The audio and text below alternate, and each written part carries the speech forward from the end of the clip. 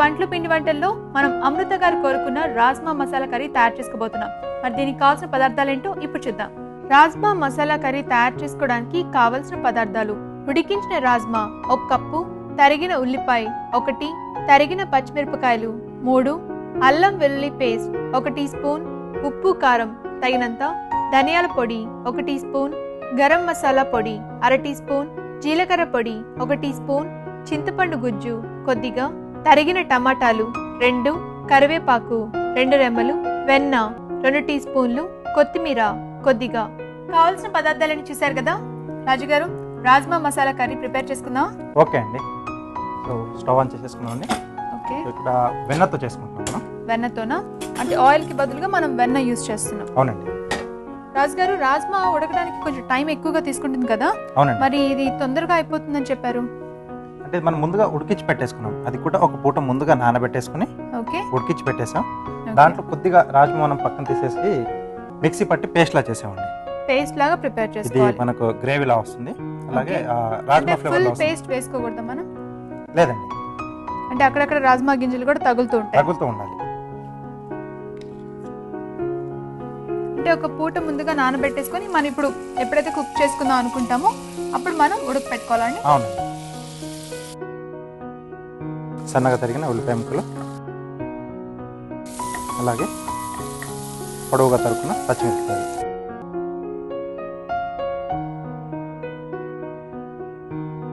Okay. దీంట్లోనే కొద్దిగా అల్లం వెల్లుల్లి పేస్ట్. ఓకే, ఇవి కొంచెం వేగిన వెంటనే వేసేసుకోవాలా? అవునండి. ఓకే రాజు గారు, ఇది కొంచెం వేగాలి కాబట్టి ఈలోగా మనం చిట్కా చేద్దాం. ఓకే అండి. మీ అందరి కోసం ఈ చిట్కా. మీకోసం మొదటి చిట్కా: కొబ్బరి నూనెలో కొద్దిగా కర్పూరం కలిపి జలుబు ఉన్న పిల్లల ఛాతిపైన రాస్తే ఆయాసం తగ్గుతుంది. చిట్కా చూసారు కదా. ఓకే రాజు గారు, సో చక్కగా వేగిన స్మెల్ వస్తుంది మనకి. అవునండి. దీంట్లో రుచికి సరిపడా ఉప్పు, అలాగే కొద్దిగా కారం, అలాగే ధనియాల పొడి. ధనియాల పొడి. దీంట్లో కొద్దిగా చింతపండు గుజ్జు. చింతపండు గుజ్జు ఎందుకని యాడ్ చేస్తున్నారు? కొంచెం పులుపు కూడా ఉంటుంది. ఓకే, కొంచెం పులుపుదనం కోసం మనం చింతపండు గుజ్జు కూడా యాడ్ చేసుకుంటున్నాం. అలాగే టమాటా ముక్కలు. మరి టమాటా ముక్కలు పుల్లగానే ఉంటాయి కదా? రెండింటికి డిఫరెంట్ టేస్ట్ ఉంటుంది. ఓకే,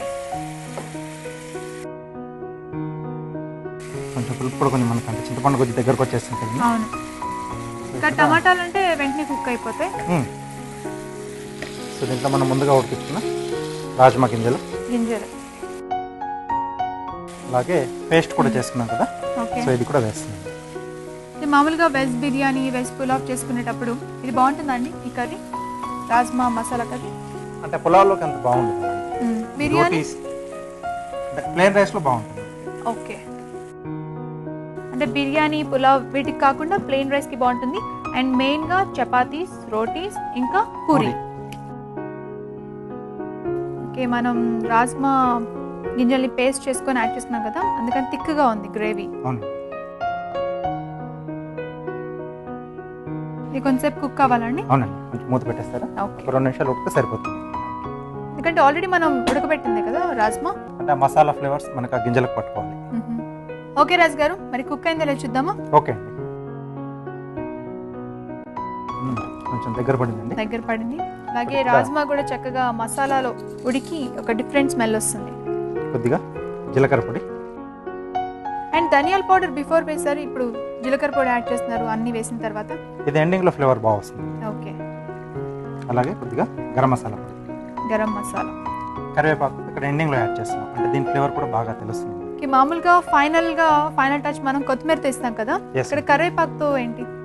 కరివేపాకు ఫ్లేవర్లో అది బాగా వస్తుంది. గరం మసాలా వేసుకున్నాం, జీరా వేస్తున్నాం, కొత్తిమీర కూడా ఇక్కడ యాడ్ చేసుకున్నాం.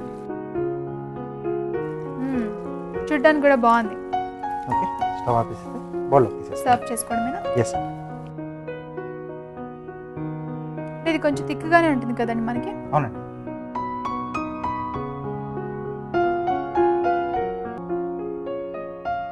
ఓకే, పైన ఇంకాస్త కొత్తిమీర. ఓకే అండి, రాజ్మా మసాలా కర్రీ రెడీ.